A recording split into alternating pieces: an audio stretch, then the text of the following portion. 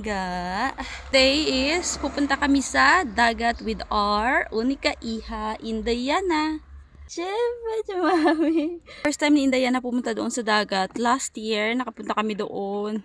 Nag-travel kami ng aking asawa with my biyanan and my friend. Tatlo pa lang kami or apat. Pero ngayon is with our unika iha. So, we are just waiting for our tati. So, let's go. It's Greo. Lasa tati just only now. Because as tayo mangkare, molt mangkari ka tati. Una! Onde merge?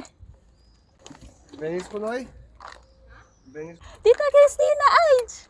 Yatin na resban! Resban, guwapo!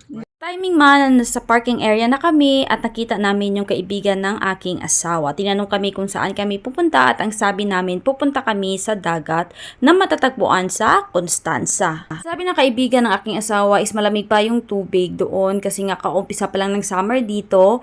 Kaso nga lang gustong gusto ng aking biyanan na pumunta sa dagat bago siya bumalik sa kanyang trabaho. Gusto kasi ng aking biyanan na magbanding muna silang maglola kasi matagal-tagal na hindi sila magkikitang dalawa. Nandito na pala tayo sa may toll gate, papasok sa may Constanza at kailangan na naman nating magbayad. This is our first family vacation kasi nga apat kami kasama yung aking biyanan and of course first time din ni Indayana na pumunta sa dagat and this is the good thing kasi makakalanghap siya ng preskang hangin doon. Ang dami naming dalang pagkain galing sa aming reception kasi madami pang extra food.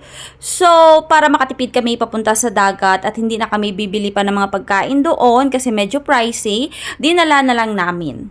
Hindi pala kami pupunta doon sa kilalang dagat dito sa Constanza which is Mamaya. Dito kami pumunta sa kabilang Ibayo which is konti lamang yung tao. Ito kasi yung gustong-gusto ng aking biyanan, yung hindi matao na lugar. So, naganap-hanap muna kami dito ng mga dagat kung saan kami pwedeng magstay. Yung aming first destination pala is yung Olymp.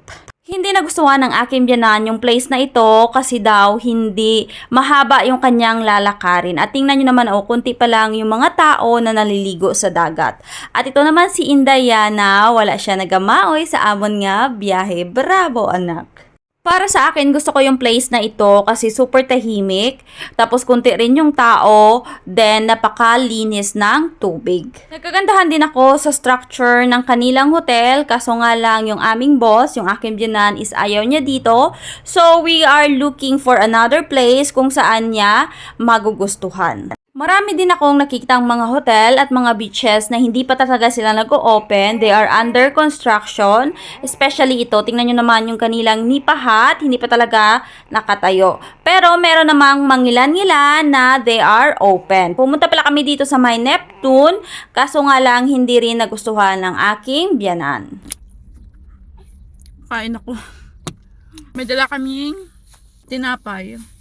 And nandito na kami sa may playa or sa may beach. Kaso nagsisearch pa kami kung saan kami magsistay. Ang dami kasi dito ang papipilian ng mga dagat. Pero hindi kami pumunta doon sa may kilala which is yung Mamaya. Dito kami sa may other part kasi yung Mamaya is madaming tao. So yung aking binan at yung asawa ko top sila ng place. Si Indayana is here. Diba? Tahimik ni Indayana sa aming travel so it's good. And ako, ready to swim na. Sinuot ko lang yung aking swimsuit. Gutom na mi. Kami namin dalang pagkain. Magsastay kami ng one night. Last year, nandito kami ng aking asawa. Kaso doon sa may area ng Jupiter. Pumunta rin kami doon. Hindi nagustuhan ng aking biyanan. So, nandito kami sa may area ng Venus. We will see kung magugustuhan ba ng aking biyanan yung area na ito.